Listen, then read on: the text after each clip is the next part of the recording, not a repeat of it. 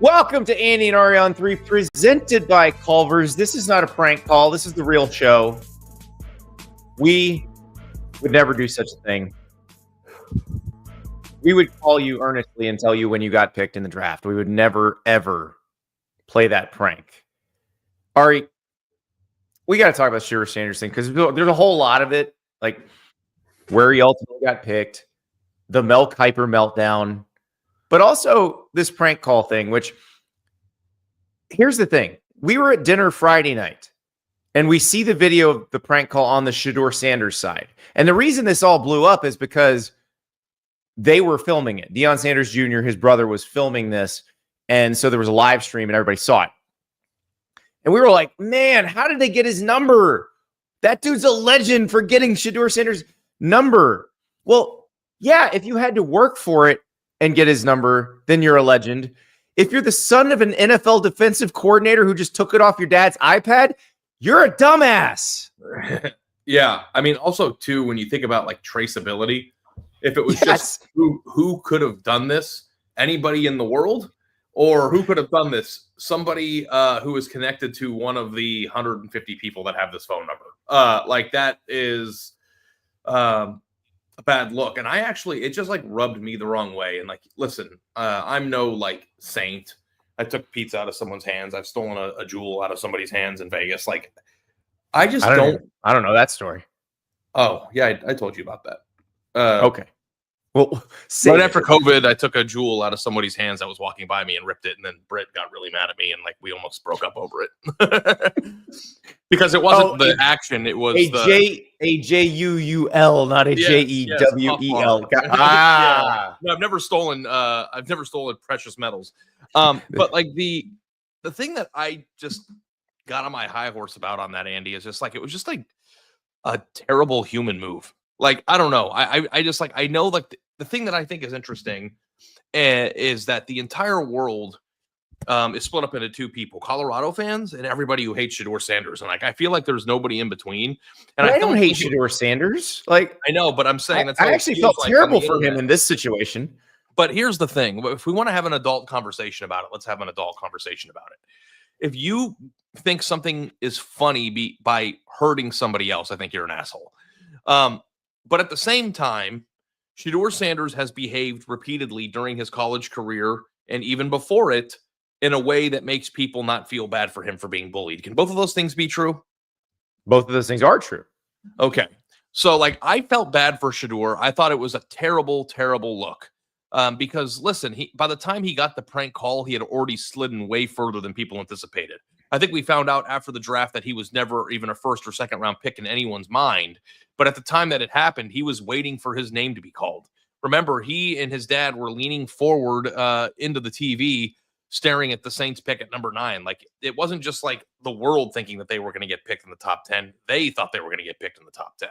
So, like, when that happened, was it the second or third round? They had already been. It was the second round. It was right before they picked Tyler Shook. And so they had already been embarrassed publicly. Like, it had already become a skeptical long before that call came. So can you imagine like being live streamed, being somebody who you could criticize for not being humble enough, getting a phone call that he knows is being filmed and streamed? You don't actually have to have the live stream on at that point. That is a choice. Right. Well, I know, but like, hey, listen, I mean, we're in the streaming business that you stream when people are most eager to watch. Like, that's true. That's true. Like, the almighty dollar still talks, but like, I didn't think it was funny. Like, that's the thing. It wasn't pranks are supposed to be funny. The guy wasn't for the guy who did it wasn't funny. Yeah. And the guy who got the number was not the guy who was talking. I think Ole Miss caught a stray in this thing too, because I don't think this was an Ole Miss student. I think it was a dude wearing an Ole Miss sweatshirt. Because Jax Ulbrich, the son of the defensive coordinator of the Atlanta Falcons, Jeff Ulbrich, last seen as the interim head coach of the New York Jets. Jax Ulbrich is a D3 running back at a place called Barry. And boot camp? He's the one who took the number. He's the one in the video. Producer River, let's show the video. He's the one off to the side in this video. Hey, is this Shedeur? This is Mickey Loomis here, the GM of the New Orleans Saints. How you doing? This is Mickey Loomis here, GM of the Saints. How you doing? Good, how are you, man? Good, dude. Waiting on you. Yeah, we have. It's been a long wait, man. We're going to take you with our next pick right here, man. This ain't gonna be nothing, dude. Hey, but you're going to have to wait a little bit longer, man. Sorry about that.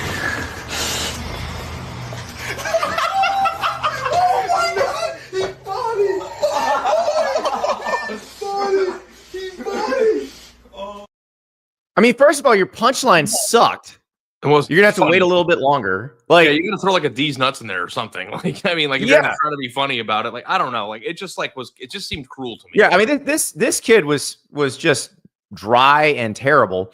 And then Jack Zulbrick probably not a public person. Well, guess what? You made yourself a public person by doing this. Yeah. Also, you stole these numbers off your dad's iPad. So Shedeur Sanders got a phone from Boost Mobile. I don't know if they do this for every draft pick. I'm assuming this is like a deal with the NFL. But Shedeur Sanders got a phone from Boost Mobile that was just for the draft that had that number that he had only given to NFL teams. So figuring out where this came from wouldn't have been that hard. But think about how stupid Jack Zulbrick has to be in a video of this. Well, also, it gets put on the internet. Like, it didn't turn out this way, but he jeopardized his father's job. Oh yeah, no question. Like I don't think that people have gone down that rabbit hole yet. But like, if his father would have gotten fired or let go for this, then I don't think people would have been like, "Oh my God, what are they doing?" I think that was like I was like, "Is he going to lose his job when they figure out that this was connected to him?" Because like also too. Like he just leaves his iPad open in his house with all the numbers on there. Like, I guess, I mean, it's your home. You don't ever anticipate anybody in your family would hurt you. But like, it just like, it wasn't funny. It wasn't executed in a funny way. And even if it would have been executed in a funny way, it would have been cruel. So like, I don't like to be a high horse person. We all have our flaws. We all, make mistakes. But like, I've never understood and will never understand why hurting somebody is funny to people. Well, even if you think that person's not humble or arrogant or that's the thing. It completely reframed the conversation around Shedeur Sanders, because what was the conversation? It wasn't that Shedeur Sanders has off-field issues like arrests or anything like that. It was that they don't like his personality, and his personality, the entitlement, whatever it was during the interviews that they didn't like. That's not, you don't want to deal with that in a backup quarterback. You're willing to deal with it if it's somebody who's good enough to be a starter, but you're not willing to deal with that in a backup quarterback. It reframed the conversation because it made Shedeur a sympathetic figure, because these guys were just being jerks. And by the way, Tyler Warren got prank called too. They're looking into that. They think it may have come from the same number. The reason the Tyler Warren one didn't come out is because there wasn't anybody live streaming Tyler Warren on the other side of it. So that's why that didn't blow up. And apparently there were some other ones too. So it is incredibly stupid. And again, if you're the son of a plumber with no connection to the NFL and you somehow get your hands on this number, my respect for you goes way up. Like, you're a legend.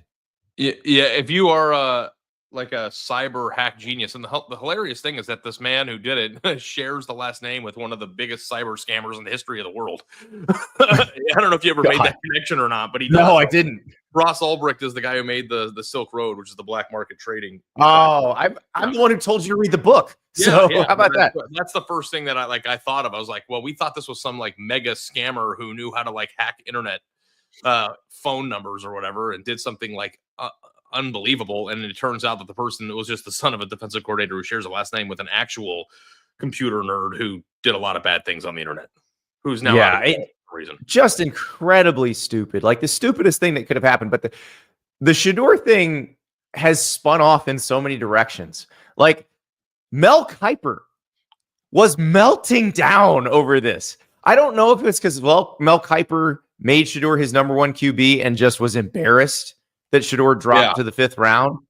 But this was uncomfortable. Like, Reese Davis had to jump in. And Reese Davis, like, we all watch Reese on College Game Day. Reese Davis is the ringmaster. Like, he's just keeping everything. He's keeping the trains moving on time. Like, he doesn't give his opinions very often because that's not really his job.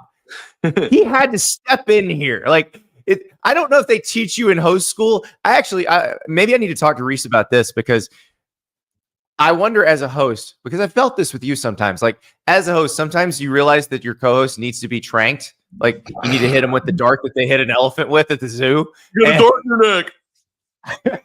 You're crazy. You're crazy. So Reese Davis, and you could see it on the broadcast. This is probably the most interesting day 3 NFL draft broadcast in history. But Reese Davis, you could tell like the moment where he's like, "Oh no, I must step in here." So we've got the audio of that. It starts out with Louis Riddick and Mel Kiper Jr. talking, and then you'll hear Reese Davis jump in. But Mel's not letting this go. This is personal. Has he had an off the field issue? No, he has not. Mel, you don't have to sell it to me. No, but I don't know what we're talking about here. You're right. You're right. Yes. You're right. But you know what? But Mel, the draft has spoken. That's right. That's the key, Mel. It's not putting a value judgment on whether those who passed were right or wrong. They did. Yep. So now, whenever you're in circumstances in life, whether you like them, whether you don't like them, whether they're fair or whether they're unfair, you might have to deal with them. That's and right. now Shedeur Sanders has to deal with everything. And for whatever reason, whether he played a minute, microscopic percentage, 0%, or it's a legitimate criticism of the way he conducted himself during the draft process, this was the result. Yeah. Now he has an opportunity to answer it. I think yelling at the NFL about it is not. There's not a quarterback. Boomer Esiason was not happy when he was a second-round pick. Tom Brady was not happy. They dropped. How'd they turn out? And you know what? My point nobody's arguing that can happen. Race, the NFL has been clueless for 50 years when it comes to evaluating quarterback. Clueless. No idea what they're doing in terms of evaluating quarterback. That's proof. There's proof of that. How many times say we know exactly what we're talking about with quarterback? They don't. Nobody's batted 1,000 there, though. I guarantee you, when Reese Davis said nobody's batted 1,000 here, everybody stood up and looked at their TV and screamed Jimmy Clausen, because that's another guy Mel Kiper assumed was going to be a Hall of Famer. So the thing that I think is really bizarre about this, Andy, is that he took it very personally, and I think that the reason why people are giving him crap right now isn't that he was wrong. Mel Kiper putting him number 1 on his draft board or wherever he put them, or everybody else had him in the same general vicinity, right? Like, it's not like he's the only one that thought he was good. And I'm just very curious, like, why he not only did he take it so personally, he seemed to be upset about it, and like you're trying to rely on people for NFL draft, analysis. And like, I get fired up on this chat on this pod all the time. I get fired up on chats with my friends, but like, I'm never really that personally connected to something where it's like, well, except that Colorado should recruit high schoolers, I guess. But like, you know what I mean? Yeah. Just like, it felt kind of bizarre watching it because it was just like 4 hours straight on the first night and then every day consistently for the rest of the draft. Poor Field Yates looked like he was watching a tennis match back and forth, and here's the thing, like, those guys, Field Yates, Louis Riddick, Daniel Jeremiah, Dane Brugler, like, they don't care. Right? They probably care if they got one wrong or if they said, we think somebody's going to get picked here and they didn't get picked here, but it doesn't bother them that much. Like, they're not going to come out on TV and scream about it. Well, let me just ask you this, because this is the most interesting thing about this dynamic, and it involves Mel Kiper, but it involves everybody.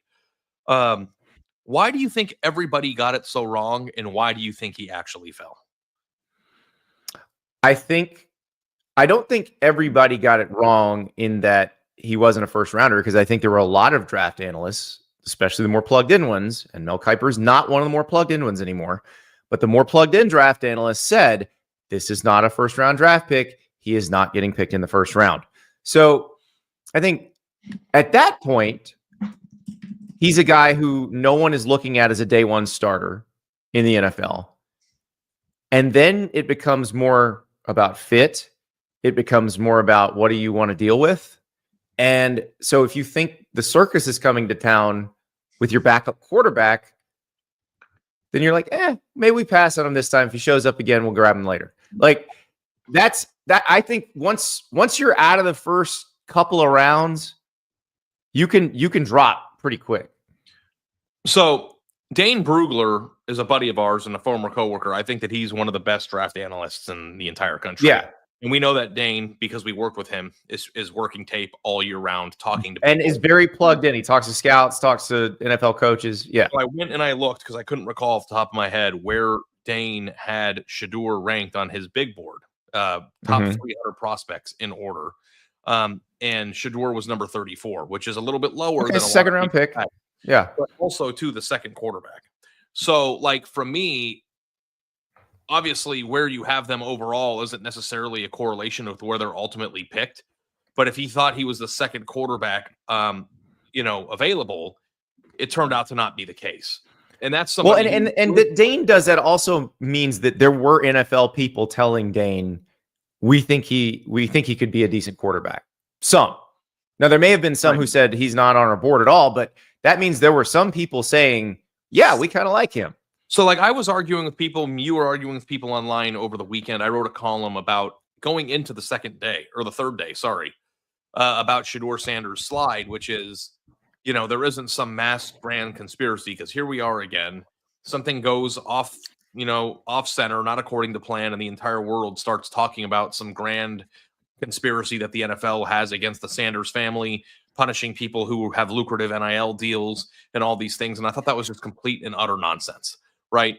So like that to me is like if he could play or was actually a first round grade or even an early second round grade, to most people, he probably would have been picked at late, even if he had character issues, which we talked about on the show the other day, still probably would have been a third round pick.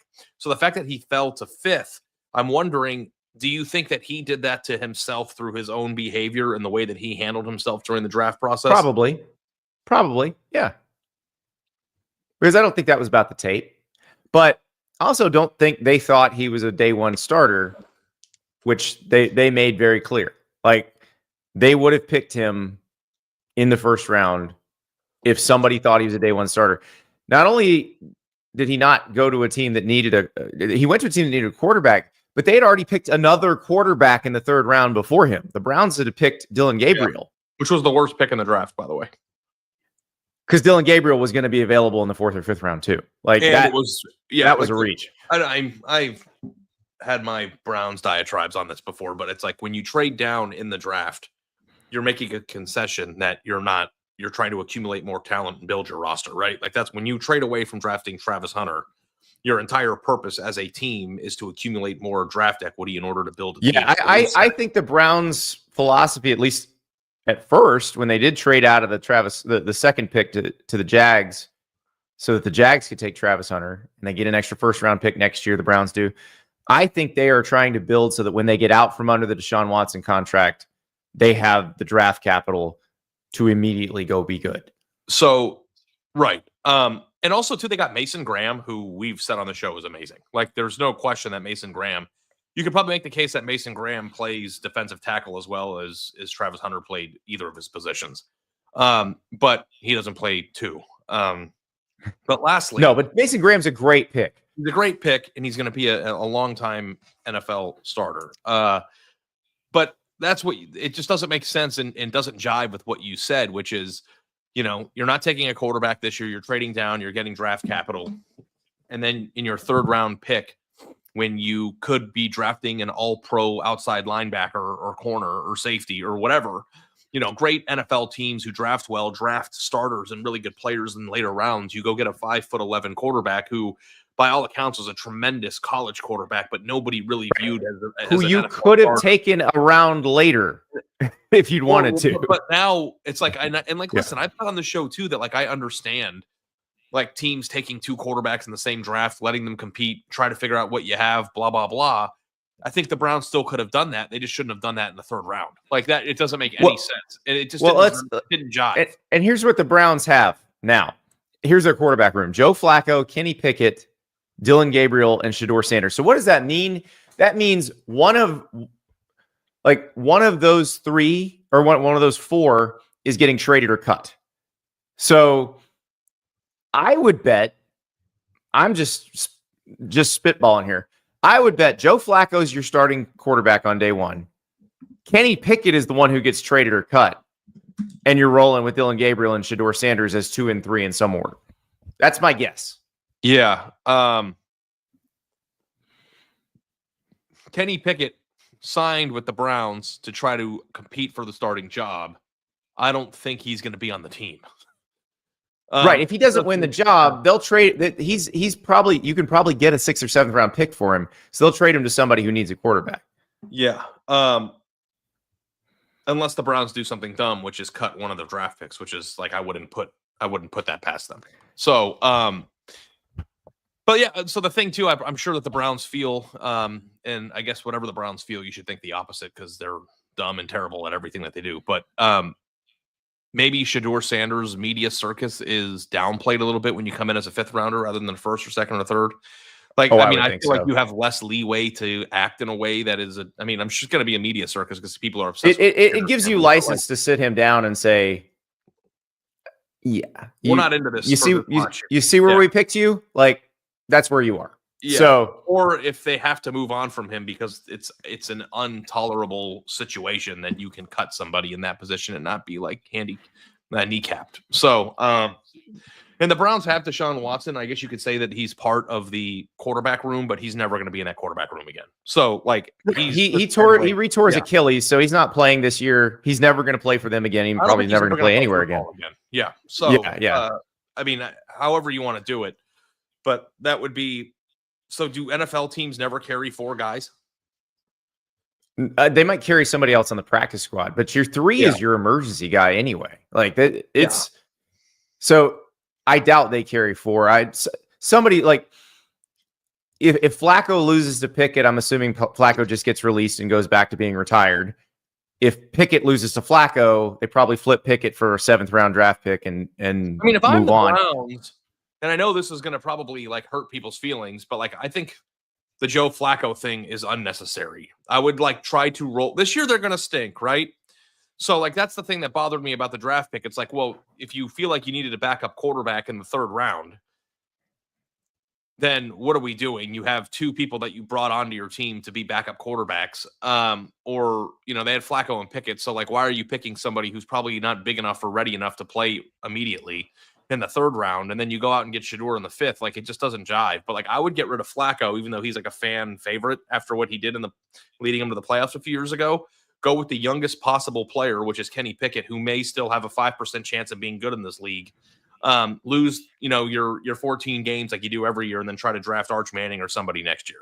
But like, it's just, to me, if you're trying to rebuild your roster and you're punting on the quarterback position this year, maybe out of necessity because there weren't a lot of great quarterbacks in this draft in comparison to some of the 1st round heavy drafts we've seen, then why are you wasting 2 of your 7 or 6 picks, whatever you had this year, on quarterbacks that aren't even going to be on the team in 2 years? Now, maybe one of them will come out of the abyss and be the starter, and they won't have to draft a quarterback next year. And maybe that's the hope and the best case scenario, but can you imagine what Mel's going to be like if Shedeur winds up the starter for the Browns? It's not. If he finishes the season as the Browns starter, Mel's going to be insufferable next year. The thing that is interesting about the Shedeur Sanders pick, Andy, is that a week ago, 2 months ago, we all accepted that somebody was going to trot him out as their starter this year. Like this, like the fact that the notion that he's just a throwaway 5th round pick. That's the thing. I still think he could be an NFL starting quarterback. That idea didn't exist a week ago. So like, let's not act like this is like some sort of like, oh, everybody knew that Shedeur couldn't play. We all were talking about like, should the Titans take him or Cam Ward a month ago? Like, everybody was on board. So like, if the Browns would have taken Shedeur in the 3rd, I would have been like, okay, well, you got great value on a guy that people thought you might take in the 1st round. In the 3rd round, that's worth a shot. And then they draft the rest of their team because they got like Quinshon Judkins and Harold Fannin. And by the way, Harold Fannon's a dog. By the way, I don't know how many Bowling Green tight end on here, but they had a pretty good draft. Otherwise, they got Dylan Sampson, our boy. They got some good players, but they kind of like torpedoed their own plan in the middle of it. So the hope for them is that it works out. But given that jersey that has like 39 names on the back. Have you seen the Tim Couch jersey that has all the quarterbacks? It's like 4 rows of quarterbacks that have started since 2002 or whatever. Maybe Flacco, Gabriel, and Sanders get added to that jersey this year. It's entirely possible. I mean, there could be 3 new names on that jersey because Flacco's already on it, right? So, oh yeah. Or can you do Flacco again since it was 2 years ago? I think you have to do Flacco again. Like you brought him back out of retirement. All right, Samuel Brown has a question in the chat that will help us transition to our next topic. You think Arch Manning's going to come out after only starting 1 season? Yes. Oh, Samuel. Yeah, if he balls out this season, yeah, he's coming out. He'll be the number 1 pick in next year's draft if that happens. We don't know. But that does lead us to a conversation about because we did talk about a bunch of players we think could be the first round picks next year at the quarterback position on Friday. And he's one of them. So, yeah. I mean, if they had Vegas odds right now, Andy, he would be by far the runaway. He already every way too early mock draft has him. Yeah, number 1. They've already started it. So yeah, but it depends on how he plays. It definitely depends on how he plays. But we do have to talk about another Texas quarterback. But first, I want to tell you about Gametime, the place to get last minute tickets. You can start planning for your college football travel because they got the tickets to the college football games that you're going to be going to. But also, you want to go see a concert this week? Ari, you can see Jelly Roll 2 different occasions in Dallas. You can see him at Billy Bob's in the smaller venue for like $140, or you can see him with Post Malone at Jerry World. My wife's going to that. This is all happening this week. And I think she got her tickets on Gametime. So beautiful. That's right. I forgot you told me she was going. Yeah. So hopefully she used the code STAPLES for $20 off her first purchase. Terms apply, of course. But yes, that is a wonderful show. The Post Malone Country album, probably my favorite album of the past year. So hopefully he plays Devil I've Been. I imagine they're going to be, because they're in Dallas, quite a few guest stars that pop in at that show. So, man, what a find on Gametime. Good deals, by the way, right around $100 to get in to see that show. So download the Gametime app, use the code STAPLES, $20 off your first purchase. Terms apply. And of course, we are presented by Culver's. They took us to Wisconsin for the Great Wisconsin Tailgate. We were there Thursday and Friday, had so much fun. We met the Culver CEO, Julie Fussner, who's awesome. Her husband's the CEO of Johnsonville, which is that's unbelievable, like the biggest power couple ever. But there should be a ButterBurger somewhere in the mix. But she said the Curder burger is coming in October. So mark your calendars. That is the ButterBurger with a giant cheese curd patty on top of it.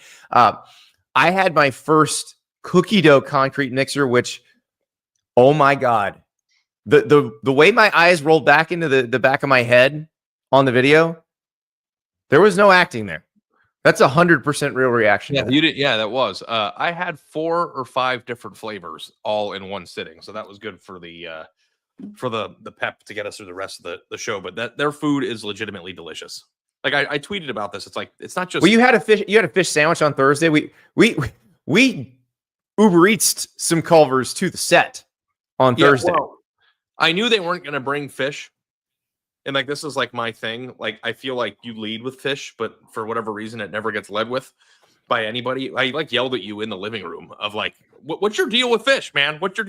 So I knew they weren't going to bring it because you don't really see a lot of ad campaigns around fish sandwiches. So I wanted to make sure I got it. And then I got the burger, and the curds and all that the next day. And the curds, I will say, it's not just good cheese, Andy. Like, they're really well seasoned. Like, if you want to taste of Wisconsin, Culver's has it. Now, I was very appreciative that they had us out. Their food is delicious and couldn't be more pumped to have them on as a sponsor. So thank you for doing that. Thank you again to Culver's. We had a blast. By the way, not just in Wisconsin. They are all over the country. I'm in Florida. I got one right down the street from me. We got one opening about 30 minutes away as well. Ari's in Texas. They're all over the place in Texas now. So get yourself to Culver's. Get yourself a cement mixer. Get yourself a ButterBurger. Get yourself some curds. It's fantastic. All right. Speaking of Texas. Did you see the text? I saw the text from our editor, Luke Stampini. He says 95% chance Arch returns in 2026. The success of NFL QBs that only played 1 season of college football is almost nil. Zach Wilson says to that. Wait a second. Oh, wait. Zach Wilson was not successful in the NFL. My bad. So here's the thing about this text. Every single thing that Arch Manning has done during his recruitment through his career has been atypical to the modern times. Mm-hmm. So I think that you could make the case that if there was ever a family that would turn their back on a first-round pick because they felt development was more essential, it would be that family. Fair? Yeah, they would do that. Yes. That said, if you think it's a 95% chance, Luke, let's get some odds going. We'll do a little handshake bet. He's gone. Like I feel like he will go if he's a top 10 pick, right? Like nobody turns their back on a top 10 pick. Plus, isn't that the whole point of what he's been doing the last 2 years, developing behind the scenes? Is it the whole point of what he's doing? I don't know. Luke, we'll find out. I'm going to write a column today after we're done here and get it to you, and then we'll talk on the phone. We'll iron out the terms of this bet. Yeah, I do want to see this bet between Ari and Luke. Luke Stampini is our editor, and he's convinced that Arch Manning. Here's the term of the bet, because here's the thing. He said 95% chance that Arch will come back in 2026.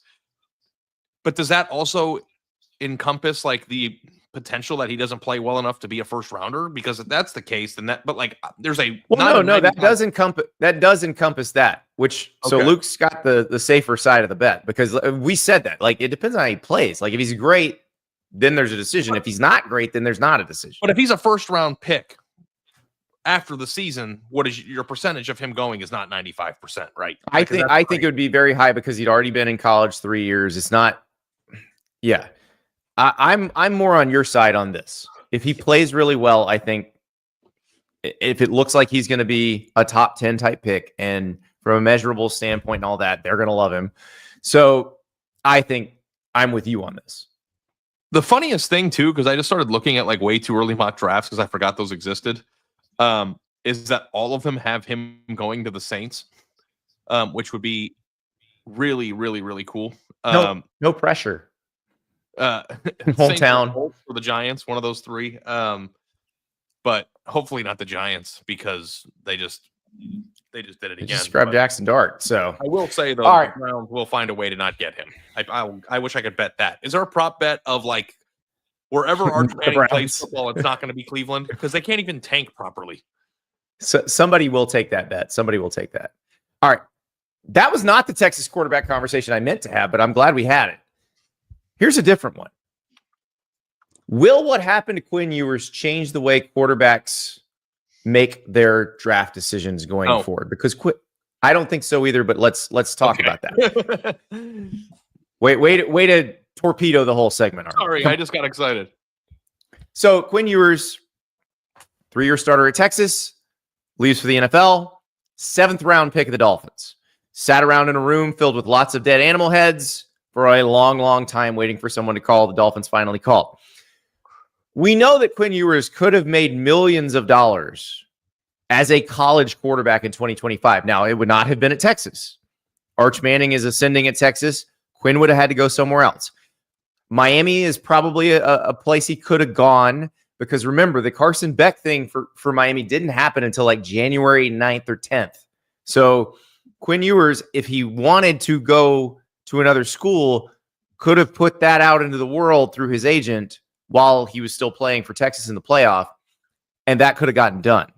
Clearly, Quinn Ewers did not want to do that. If you could make $4 million plus, $3 million plus for 1 year in college over being a 7th rounder, Ari, what would you do? So here's the deal with this. And hat tip to Luke, who we were just talking about. So I was bold enough. River is here too, but River and I were supposed to share a hotel room on Friday night because we both had 6 a.m. I have no idea where this is going, but go ahead. On Saturday morning. It always lands, Andy. Okay, the plane always takes off and it always lands. Well, it doesn't take off on time with you in it. Yeah, I know where this story, that part of the story is going. But when we got to the hotel, I was like, you know what, man, just get your own room. We're in a Marriott. It's 120, whatever it was. I'll get you a room, get your own room. And because his flight left at 5:50 something and mine was at, or 5:30 and mine was at 6:08. So I was like, I want the extra half hour. But what happened was we were outside in the freezing cold for 2 straight days with the Culver stuff, which was a blast, but it also was draining because we had all this camera equipment and we were going back and forth. I was shivering the whole time. And I set my alarm for 5 o'clock or 6 o'clock p.m. so we could go to dinner with Dan Rubenstein, who we delivered cheese to. Are we going to talk about that? We went out of our way. We'll talk about that later in the show. Okay. But the worst iPhone feature is if you go into the alarm settings, and I'm going to show you right now, and you scroll down to get into PM, right? And then you hit the alarm to go onto a PM slot and then close it. When you want to go back in later to set an alarm, it is exactly where it was before.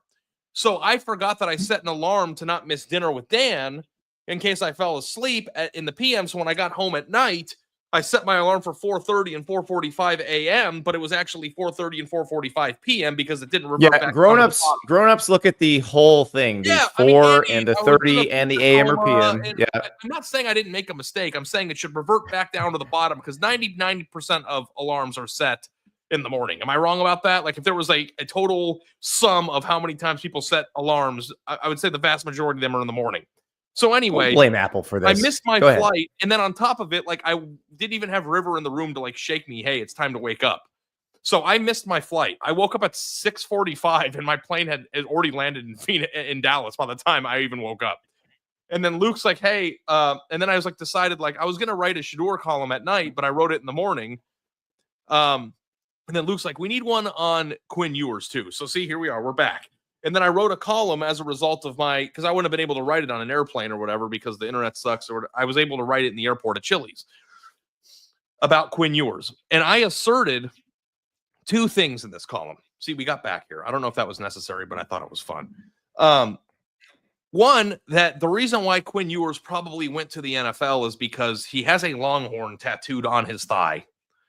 He is Texas Forever dude in Texas Forever, illustrated by... Except Texas isn't the only college he played for. I know, but he made a mistake, and he rectified it very early on in his career. It wasn't a mistake. He went to Ohio State because the state of Texas was not going to allow him to take NIL deals in high school. So he went to Ohio State to cash in. Quit arguing with me. This is my hypothesis here. Okay, Quinn, go ahead. He's got a Longhorn tattooed on his freaking thigh, okay? He's in a draft in his house with more bucks on his wall than you've ever seen. There's antelope on there. I think there was a bear up there. They're shooting bears now in Texas. Do people shoot bears? I didn't know that. So he probably thought, well, I've made up a bunch of money, and the guy was still hawking NIL stuff at the draft with, the Taco Deli and all the things that, the Hugo Boss polo. He's still doing it. Taco Deli is elite, by the way. Taco Deli is elite. Really good breakfast tacos, and I feel bad for the people in this country that live in areas where finding breakfast burritos and tacos is more challenging because it's not there everywhere. So they shoot bears, and this guy is like just Texas Forever now, okay? And maybe he didn't want to change the way that people viewed him and his work at Texas, which is bringing with a year at Purdue, right? He doesn't want to be known as the guy that got shoved out by Arch Manning. He went to the. But he is the guy who got shoved out by Arch Manning. But this is the second assertion, which is like, again, always trying to find a bigger picture thought on a very unique situation. There are very few places in college football now, and certainly into the future, where a quarterback as accomplished and as good as Quinn Ewers was in college would not be welcome back. That's not a very typical thing. So you're saying that the Arch Manning piece of it is what makes this that's the unique particular situation. I'm sure he would have come back if Arch Manning didn't exist. I'm sure he would have played again and tried to get a whole season. I mean, I don't know why honestly speaking, and we've talked about this. Analysts are better at this than I am. I don't know how to pick a good quarterback. But how is Riley Leonard getting picked before him? Like, there are players that were being picked at the quarterback. Like, something else is going. It was a weird position for him to be. I don't think he was supposed to be. Quinn's got a tough injury history too. Right. I think that's probably part of it. But like, Riley Leonard does not throw the ball as well as he does. Okay, it's a fact. That's not a. I mean, we watched it. Like, somebody. Have you seen Ralph Wiggum meme of how he gets thrown through the glass? Yes. From The Simpsons. Like, somebody tweeted, or I saw it on social media, of anybody who picks Riley Leonard in the NFL has to run this play 12 times a game. And it was just throwing Ralph Wiggum into the glass because of the first drive of the national championship game. They did that because he can't throw that well. Right? Like, he's not a proficient passer. And he got picked before somebody who's got a great arm and was amazing dissecting. Well, I think Quinn's arm is not viewed as that good. I think Quinn's arm is viewed as fine at the college level, but not strong enough for the pro level. But we know unequivocally that Riley Leonard isn't good enough for the pro level. Like, why was he was taken behind a lot of players that I thought were worse draft prospects than him. Like, so I think that this is a unique situation that happened as a result of only Arch Manning's existence. 2, he's Texas forever. And 3, he probably fell further in the draft than he anticipated he would. Are all those things fair? Those are fair. It's just and maybe money doesn't matter. I think that might be the other piece. He's also rich. If money if money matters to you, you're going to college. Like you're going back to college because I'm not sure that Quinn Ewers is rich enough to like turn his nose down at $3.5 million. But it may not matter. Like, so you're thinking about it as how much did he grow up with? There are certain people, it doesn't matter how much they've ever had. Money is just not an issue to them. It's not important to them. He may be one of those people. Those are rare people because even the richest people in the world are obsessed with accumulating more. Like there's a lot of things in this world where there's no need for more. Money is one of the things. Some people might just want to shoot a bear. Now, it probably takes a lot of money to shoot a bear, but yeah. Also, I went to there's a shopping center called Highland Park Village in Dallas, and if you're from here, you're aware of it. But it's a very upscale. It's where my wife saw her ex-boyfriend on the billboard. There is a Beretta store there. You know Beretta, the guns.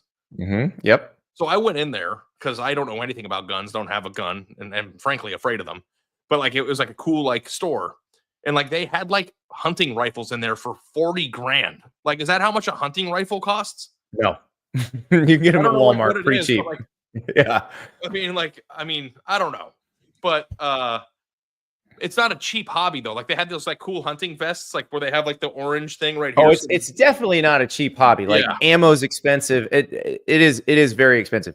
But again, I don't know if Quinn Ewers is that motivated by money, because I think people who are primarily motivated by money would have taken the paycheck to play wherever it is he would have played. Because remember, his decision would have come in the winter portal window because we talked about this with Nico.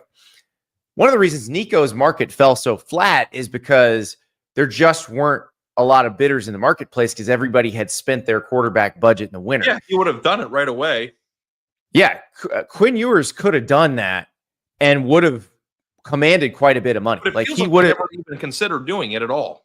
No, it exactly right. And he said it because he got asked before the Cotton Bowl, before they played Ohio State in the Cotton Bowl.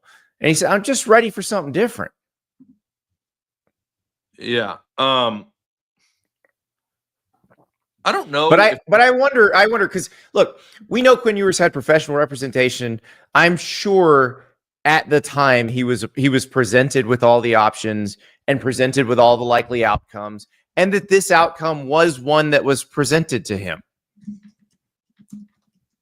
And so I think he decided this with all the information. Like he probably knew how much he was giving up and leaving on the table by doing this. Yeah. So the question is that you initially started with, Andy, was, does this change the way people view their? I think 99% of the time, that player that is Quinn would be welcome back. But in the 1% that he isn't welcome back, and Arch Manning hasn't been breathing down his neck for 2 years, they probably would still transfer. Well, they're okay. Was Carson Beck welcome back? I don't know. Maybe not. So I don't know if this situation is as unusual as you think it is. Like, okay, I'll give you a hypothetical. Let's say Graham Mertz does not get hurt in the middle of the Florida season, but the results are the same. Like, they still get better as the season goes on. They beat LSU and Ole Miss, but DJ Lagway's sitting there ready. And Graham Mertz had another year. I realize he didn't. Also, Graham Mertz got drafted before Quinn too, right? That too, yeah. But they would have been like, no, you can go because DJ Lagway time is here. Like, that would have. Oh, here's one. I think Sam Hartman was kind of in that situation at Wake Forest. Like, it was kind of time for him to go, and he went to Notre Dame. But every single one of the ones that you are mentioning here did the thing that Quinn didn't do. So, like, when you say, will it change the way people view their draft? Yeah, I guess you're right. Quinn's the one. I just don't know. He's not a trend. He's like, he's the what's it? He's the exception to the rule, not the. He's the outlier. He's the outlier. So will anyone ever do that again if they're not like a rock solid first or second round draft? I mean, maybe if they have a Longhorn tattoo on their thigh. Maybe. I don't think that. I don't think that it is simple. And like, I think Quinn's probably at some point going to open up about this. I would love to hear it. I would love to hear it. And it probably is something as simple as, hey, I'm not as motivated by money as other people are. I wanted to be one of the guys who brought Texas back, and I am. I don't want to play for anyone else. I'm a Longhorn, you know what? Like, Quinn takes a lot of pot shots from people. And like, I saw somebody on my former beat tweeted a picture of his recruiting profile and said, is this the worst evaluation of like the recruiting era? And I thought that was absolutely asinine. Like, the guy was a very accomplished 3-year starter who was on the edge of the national title game in his final 2 years and got drafted. Like, DJU was misevaluated. You can even make the case that Cam Ward was a bigger misevaluation. It doesn't have to be in the bad. Well, Cam Ward was a much bigger misevaluation the other way, but he was playing in a wing team, didn't even throw passes. I actually don't think that he was evaluated at all because of the circumstances. But that to me, it's like, I think that it's revisionist history to pretend like Quinn Ewers is some sort of flop. I actually think that he's going to be quite beloved in the Texas lore. Like, I think that he is a Longhorn that will be welcomed back and cheered for forever. Well, and actually, now I'm thinking about this. The long view of this. Quinn Ewers, Texas legend, versus Quinn Ewers, $3 million richer, played his last year at Purdue, played his last year wherever. The long tail of that is probably better for Quinn Ewers, Texas legend, without the addition of the other thing. Yeah, like, what is it? Like, Quinn Ewers, and like, I think Miami seemed to be the logical landing spot. But like, here's the thing. Right. Could he have ended up at a Georgia or Ohio State had he done it in the winter? It's possible. Because you certainly don't want to go play for a team that isn't going to compete for a title. Right. I mean, like, you know, but if you could have gotten dropped into Ohio State, and I don't know, or Jeremiah Smith, to throw to Jeremiah Smith for a year and maybe try to run it back, and then maybe even put a bow on where you began your career because it's a place that he's familiar with and been, then maybe that would be the case. But I think that honestly, when if I had to guess, and I've been around Quinn a few times in my career, talked to him when he was in high school, but I'm not going to act like I know him.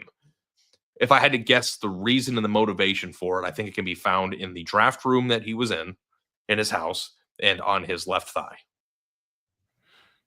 I think that's fair. I think that's perfectly fair. And I hope he winds up in the NFL for a long time, gets a big second contract, and we don't even have this conversation.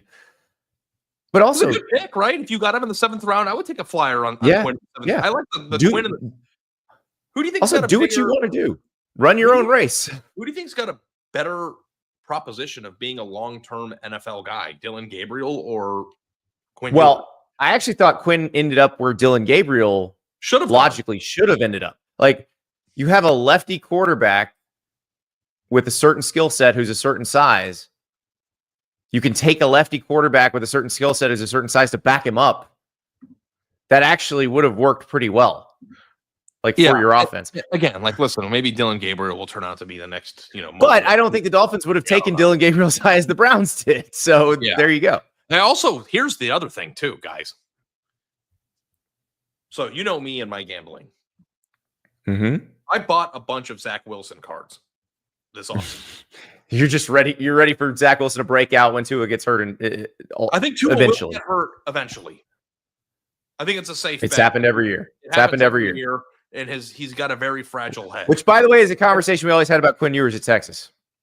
Right, but he won't be playing, so he'll be healthy, hopefully, presumably. Yep.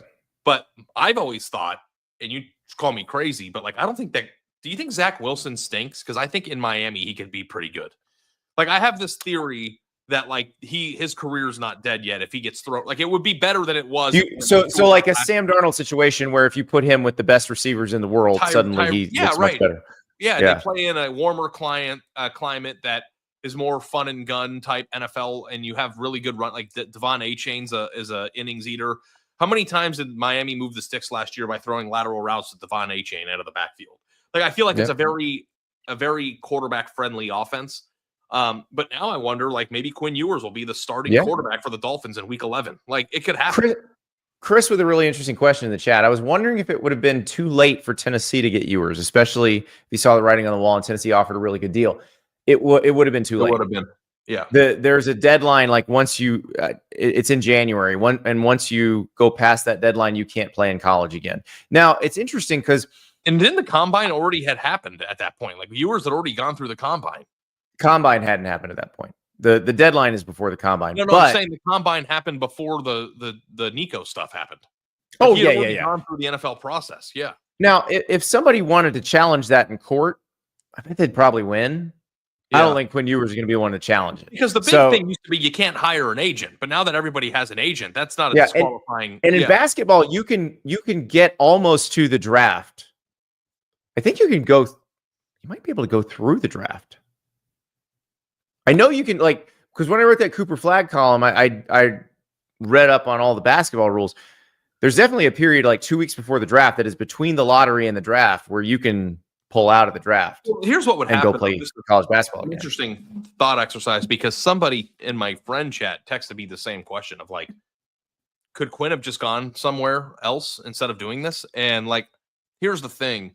If you sue the NCAA in order to go back, as long as you don't enter the pros, what's to stop everybody from going through the combine, seeing what their stock is, and then nothing. I think that you need to draw a hard and fast rule of once you participate in the combine, then you're a pro.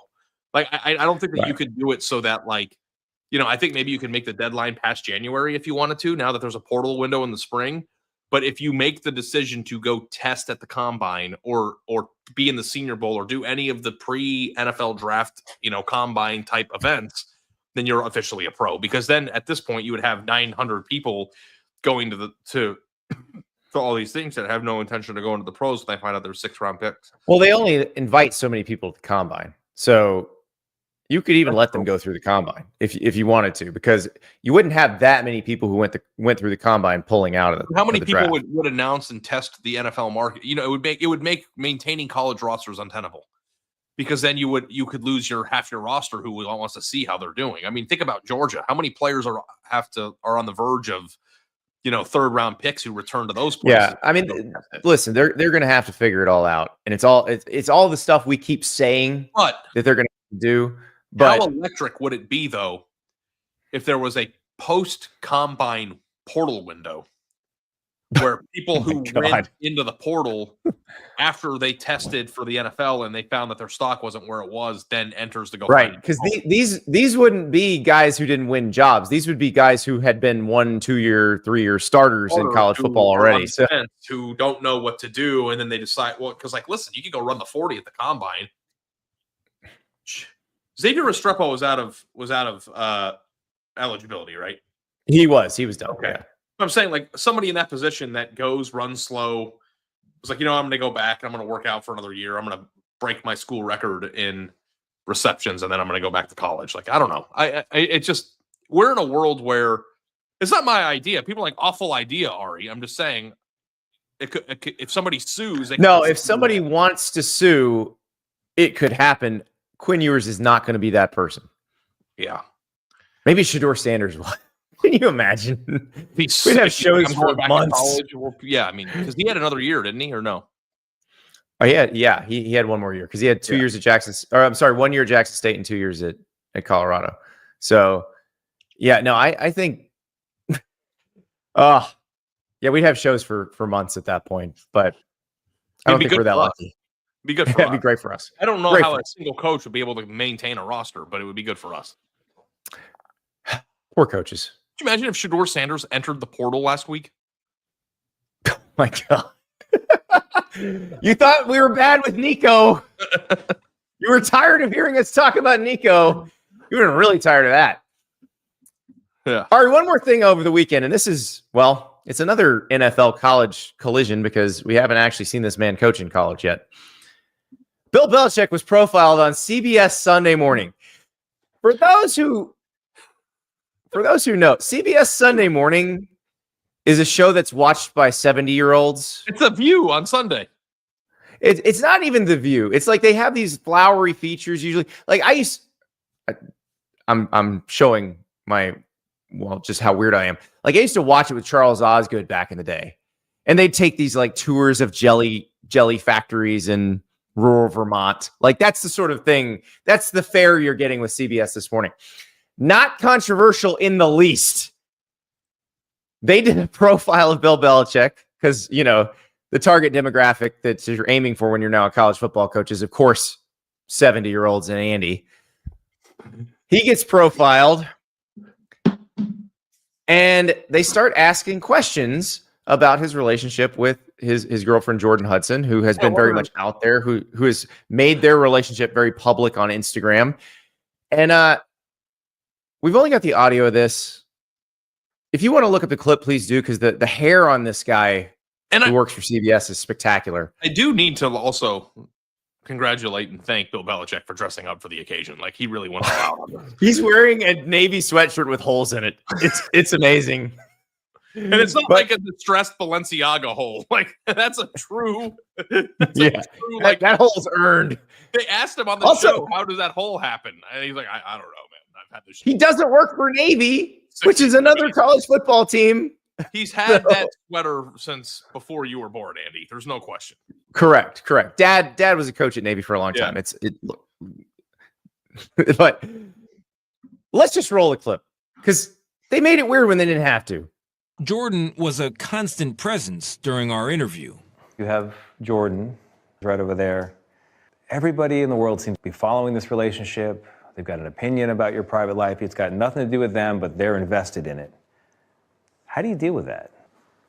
Never been too worried about what everybody else thinks. Just try to do what I feel like is best for me and what's right. How did you guys meet? Not talking about this. No? No. It's a topic neither one of them is comfortable commenting on. Really? So she doesn't have to do that. But okay. She's acting as his PR agent, and we've seen this over and over again. We saw it with the North Carolina leaked emails and stuff. This is where her lack of experience in actual PR shows, because Bill Belichick's done 50 billion TV interviews. He can handle that question just fine without it becoming a thing. In fact, he's probably going to give such a boring answer that they'll never use it. But when she inserts herself into it, now it's guaranteed to be on the show. Yeah. Guaranteed. So, yeah, I think that we were trying to come up with what to put at the bottom of the show right here, where it says you made it weird, and Andy came up with that, because it's like, whether or not you want to acknowledge it or not, people are obsessed and fascinated and somewhat, I don't know what the word is. Like, they are infatuated with this. Okay. Mm-hmm. Obviously, for obvious reasons. He's an older man. It's the most interesting thing about Bill Belichick being North Carolina's head coach, which is saying something, because it just means it hasn't been very interesting with him being North Carolina's head coach. This is a TMZ dream scenario. Yeah. So if you are going to make your relationship public, which Jordan does all the time, highly, there is a picture of Bill Belichick with a fishing rod pulling her out of the ocean as she dressed up like a mermaid, which we can do an entire show trying to break down. He's dressed as the Gorton's fisherman, essentially. It's Halloween last year. So great if costumes, you are having a wholesome PR moment where you are actually being frank about your odd relationship, but you're both adults and you can both do whatever you want, then answer it in a non-weird, honest way, and people will accept that. People accept how they met at the beginning. Well, what's crazy is the story of how they met is a publicly accepted thing. It was on TMZ a few years ago, or in the past year, and it was that they were on a plane. She was reading a book called Deductive Logic that was written by a Harvard professor. They struck up a conversation. He signed her book. In the TMZ story, there's video of the book with his autograph on it. How do you think they got that? Do you think they stole it? I don't. It was given from the person who had it. Yeah, but so that the thing of we're not talking about that. Also, too, the weird now it makes me wonder how they actually met. Yes. And the power dynamic is starting to come into focus a little bit. And it's the exact opposite of what people thought. People thought it was an older man with money and power like going after a really young woman. And it kind of looks like from my end, listen, I've never been in the same room as these two people. And, I don't like talking about other people's relationships, but we're on a podcast. Well, we know the power dynamic in both of our relationships. My so power we dynamic. We kind of feel you, Bill Belichick. Let me tell you something. As somebody who's in the midst of this, I know exactly what it looks like. And yeah, it looks like Jordan's the one with the power in this relationship. Yeah. So, unfortunately, she as great as she thinks she is at PR, she's not yet. And she may be one of these days, but this won't go on our sizzle reel. Yeah, that was not the way I would have drawn it up, Andy, for sure. But also, the entire interview was completely and utterly uncomfortable. I never once thought in a million years that we would ever discuss anything that appeared on CBS this morning on this here college football show. It's usually like local 3-year-old makes a lemonade stand and buys Covered Bridges of Ohio tour. I don't know. I don't watch that, but yeah, very, very bizarre. And they probably got more hits on that interview than any other like weird, like local kindergartner teaches you how to make tacos, but with their own twist, right? Like, I don't know. Like it just Oh, I guarantee it blew up because the people normally watching that are watching it on linear television or rabbit ears. They are not watching that on the internet. I didn't even know that was a thing until yesterday. So it's good to see that it seems like they're in love. So good for them. I mean, I don't know what's going on there. But listen, get you down the YouTube rabbit hole. Watch some old Charles Osgood CBS this morning. What are the gambling? What are the gambling odds of her being a person that draws a check from North Carolina in the next 6 months in any capacity? I don't think they can do that. I don't think they're going to do that. I think that's too obvious. And who cares? True. And if he's winning, none of it will matter. Yeah. I mean, there's a lot of obvious hires that happen. I don't know. What's a worse look? Nepotism or what's the word for this? Is there a fancy word for Wait, there's no nepotism. Who's the defensive coordinator at North Carolina? Yeah, but I'm saying what is the word? Oh wait, we're not supposed to mention that he's Bill Belichick's son, right, Jordan? According to Jordan, that was what the email said. Boy. But yeah, anyway, I'm a little worried about this, Ari. I'm not going to lie. I'm a little worried about how this is all going to go. Although I look at the schedule and maybe I'm not. About this is the one question that is going to remain constant until we can see it, which is Bill Belichick going to be good at his job? Because it would be interesting if like North Carolina was terrible and then this was happening. Like this is cute when you think you have an answer to your problem, which is you're not winning enough. But if this happens or this continues to be a thing while you're losing, I think it's going to be a tough look. So we'll see. We'll see what happens. But welcome to college football, Bill. You didn't think we'd notice you? Yep, we do. We noticed. Ari, Andy, we do have an actual college football story that we need to talk about. Okay, before we go, remind you just in case you forgot. Okay. Yes. Very important because my way too early post-spring top 25 is out. I believe it's coming out today. At On3. Ari's still got to do his. He told me that he may shake it up if a certain transaction transacted. It appears that transaction may have transacted. Trebor Pena, the receiver who was leaving Syracuse. We talked about him when Fran Brown said all the stuff about receivers asking for $2 million. Trebor Pena didn't ask for $2 million, but he probably asked for more than Syracuse was willing to pay. Ari, he has made a decision on where he wants to transfer. It is Penn State. Coming to Penn State. If you know, you know what that was. If you know, you know. You know, Andy? Yes, I do. It was an old Big Ten Network commercial where Joe Paterno said, "Come to Penn State." Come to Penn State. We talked about this. It happened. Penn State's number one weakness as a team and a program for the last few years is lack of explosive, dynamic wide receiver talent. We also talked about how impossible it was to find somebody who was a proven productive innings eater, ball catcher, game breaker. One fell out of the sky in the spring portal, and Penn State capitalized. And it's not just a guy that came from nowhere. He came from the Northeast. He's from New York, and that's New York, one of Penn State's important recruiting footprints. And they got a guy. And so now when I look around, the reason why I didn't have Penn State higher in our way too early top 25 earlier is I wasn't necessarily convinced that they addressed their biggest issue, which was nobody to catch the football, and Tyler Warren's not there. I know they've got some pretty young, exciting players, especially at the tight end position, that could help do that, but you don't replace Tyler Warren. So when you go out now and you have your two running backs, you got Denai Dennis-Sutton, you got good lines, you got a good defense, and you got a quarterback that people think is going to be a top 5 pick a year from now. You start having the real discussion, which is, was Penn State's run in the college football playoff a year ago the beginning of the window or the end of the window? And it kind of starts to feel like the beginning of the window, and how they might be in the conversation for number 1 overall team in the offseason. And before you say James Franklin's a choke artist, shut the hell up, because that doesn't matter. It's April. We're analyzing their team. Their team is awesome. And like, obviously we both had Texas winning the national championship.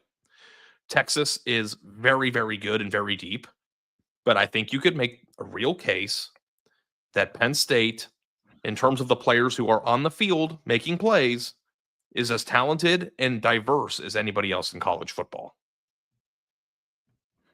Agreed. Now, the real coconut says lose Warren, gain Pena equals net negative. That's not how this works. That's not how it works. Yeah. You're not really understanding how football works. Luke Reynolds is going to replace Tyler Warren at tight end. Good. He's good. He's good. He may not be Tyler Warren, but he should be a productive tight end. This is more about them replacing the receivers who caught 0 balls in the Orange Bowl against Notre Dame. And so now they have Kyron Hudson from USC, Devontae Ross, who was Troy's best receiver last year, and Trebor Pena, who caught a bunch of passes for Syracuse. He's not necessarily a game breaker. He is a guy who's going to get open and catch the ball and get you down the field and move the sticks. He's also pretty good in the red zone. So 84 catches, 941 yards. That's 11.2 average. Like, that is not off the charts. 9 touchdowns, though. Like, this is a guy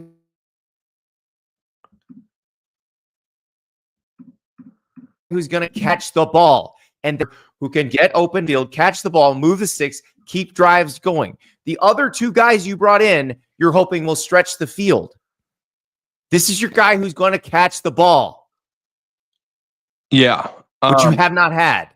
A guy who's going to consistently be open and catch the ball. I kind of feel like he is like Restrepo-ish. No? Restrepo averaged a little more. No, I'm just saying, like, in terms of like getting open, catching the ball, being reliable, 3rd and 4, he's going to catch the ball. Exactly.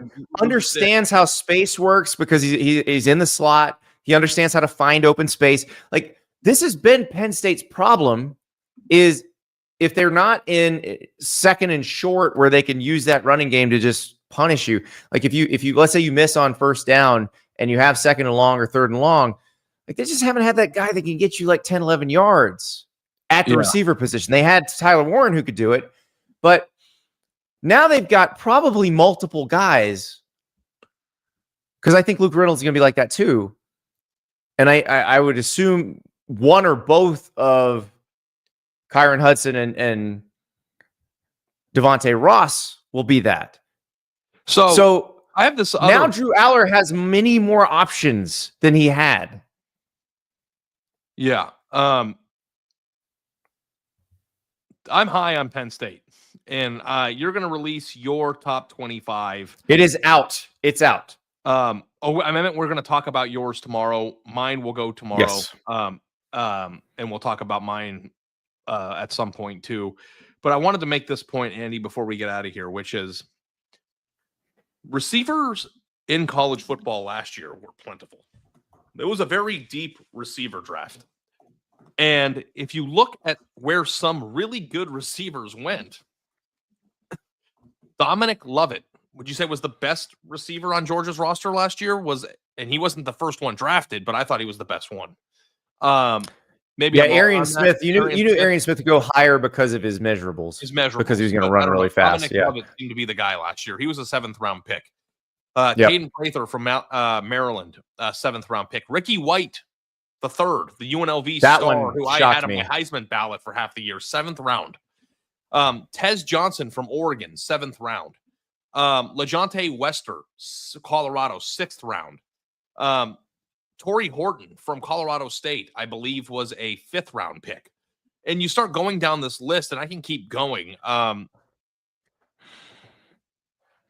Jalen Noel from Iowa State, 3rd round pick.